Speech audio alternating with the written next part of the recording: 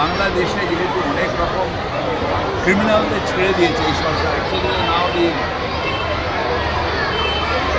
একটা country of hooligan তারা তাদের ছেড়ে দিয়েছে। এখন সব থেকে কাছে এখানে কারা আসছে আমি জানি না, কাদের অ্যারেস্ট করছে জানি না, কিন্তু আমাদের দেশে রাজ্য পুলিশ অত্যন্ত সক্রিয়তায় আপনারা 4টে জঙ্গির কথা বলছেন, কিন্তু 62 দিনে 2টো রেপ মার্ডারের কনভিকশন হয়ে গেল, সেটা কিন্তু বড় করে দেখাচ্ছে।